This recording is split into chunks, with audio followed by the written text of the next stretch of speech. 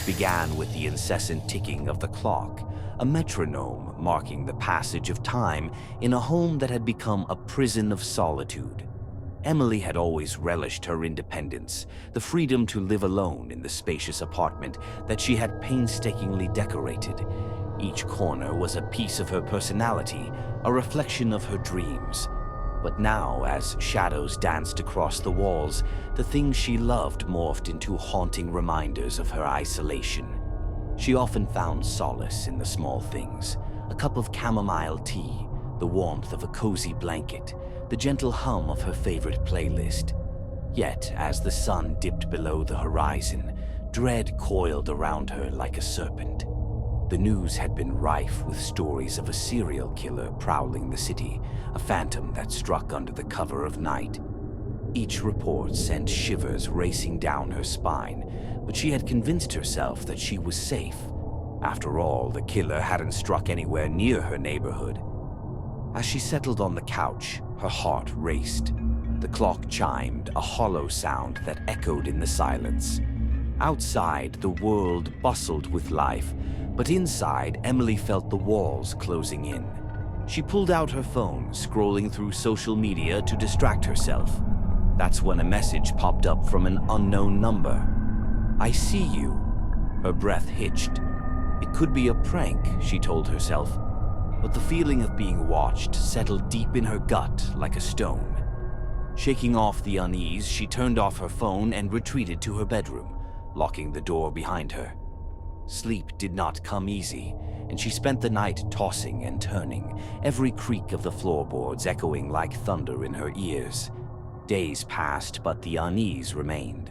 Emily had begun to alter her routine, always leaving the lights on, closing the curtains tighter, and never stepping outside without her pepper spray in hand.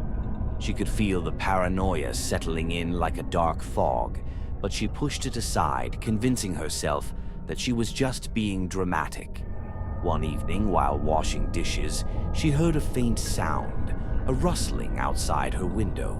The echoing whispers of her neighbors had grown quiet, and she felt the weight of the silence pressing against her ears. With a trembling hand, she peeked out through the blinds. A figure stood across the street, partially obscured by shadows, staring straight at her. She recoiled instinctively, her heart pounding in her chest, but when she looked again, the figure was gone. "Get a grip, Em," she muttered under her breath, trying to shake off the chill. She finished the dishes, but the feeling of dread clung to her like a second skin. That night, she left the lights on and curled up in bed, the comforter pulled up to her chin. Sleep finally pulled her under, but it was a fitful slumber. Nightmares filled her head. Dark figures loomed over her, their faces obscured, their intentions malicious. Just as she thought she was waking up, a loud crash jolted her from her dreams.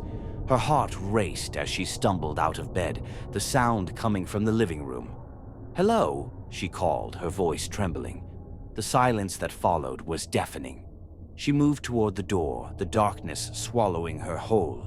A chill crawled up her spine as she approached, every instinct screaming for her to turn back. When she reached the living room, the sight that greeted her sent her stomach plummeting. The window had been shattered, glass shards glinting like teeth in the dim light. Panic surged through her veins and she grabbed her phone, but the screen was dead. The power had gone out. "Stay calm," she whispered to herself, but her voice sounded foreign. She fumbled for the pepper spray she kept in her bag, her hands shaking uncontrollably. Just as she turned to head back to her bedroom, a figure emerged from the shadows, the silhouette imposing and deeply unsettling.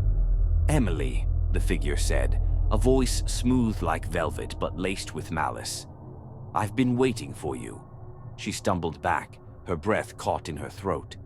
"Who are you?" she managed to whisper. "Just a friend," he replied, stepping into the faint light cast from the street outside. The glint of a knife caught her eye, a flash of silver that sent a jolt of terror through her. "I've been watching you. You're so easy to find." Adrenaline surged and she turned to run, but he was faster. His hand shot out, gripping her wrist like a vice, and she felt the cold steel of the knife pressed against her throat. "No need for that," he hissed, his breath hot against her skin. Desperation clawed at her as she fought against his grip, but he pulled her closer, a sick smile spreading across his face. "You really should have locked your door, Emily. It's a shame, so much potential wasted." He dragged her back into the living room, her heart racing, panic spiraling out of control. She could see the shattered glass reflecting the moonlight, a cruel reminder of her vulnerability. "You think you're safe, don't you?" he taunted, pressing the knife harder against her skin until she felt the sting of blood welling up. "Please," she begged, tears streaming down her cheeks. "Let me go." But he only chuckled, a sound that echoed in the darkness, hollow and cruel. "Oh, sweetheart, it's too late for that. You don't know what I've been through. You'll understand soon enough." With a swift motion, he shoved her to the floor, and she landed hard, pain shooting through her body. "You see, I've been watching you for a long time. You're the perfect specimen, so full of life and yet so naive." Emily scrambled backward, her back hitting the wall. "I can give you money. Just let me go." "Money? Ha," he scoffed. "You think this is about money? No, Emily, this is about something much more intimate." He lunged forward and she kicked out, catching him in the knee. He staggered but recovered quickly, rage flashing across his face. "You shouldn't have done that," he screamed, his voice rising like a storm. Before she could react, he was on her, pressing the knife against her abdomen. "You'll pay for that," he hissed, and with a swift motion he plunged the blade into her flesh. Pain exploded through her, a hot wave that washed over as blood spilled onto the floor, pooling around her like a crimson halo. "Please, no," she gasped, clutching her stomach, but he only laughed, a chilling sound that pierced through her screams. "You wanted to play tough, huh? Let's see how tough you really are." The world around her blurred, the edges darkening as she felt her life force draining away. He was a predator, and she was merely prey. How had she not seen it before? "Why?" she managed to croak out, her vision fading. "Why are you doing this?" "Because I can," he grinned, wiping the blade on her shirt, smearing her own blood across the fabric. "Because you're nothing but a fleeting moment, and I'm eternal." As the darkness enveloped her, she clung to the last vestiges of consciousness, a futile attempt to escape the reality of her situation. But the pain dulled, and with it, her fight. The last thing she heard was his laughter, an echoing promise of her demise. In those final moments, as her eyes fluttered closed, she realized the truth. The monster had never been hidden in the shadows. It had been lurking in plain sight, hiding behind a mask of charm and malice. Her last breath escaped her lips like a whisper, and the world faded into nothingness, leaving behind only the echo of her screams in the dark. And as the clock ticked on, marking the time of her death, the city outside continued to pulse with life, unaware of the horrors that lay within the walls of a once cozy apartment, now stained with blood and despair. If you like this type of videos, please subscribe to our channel. We will upload a new horror and mystery story every week.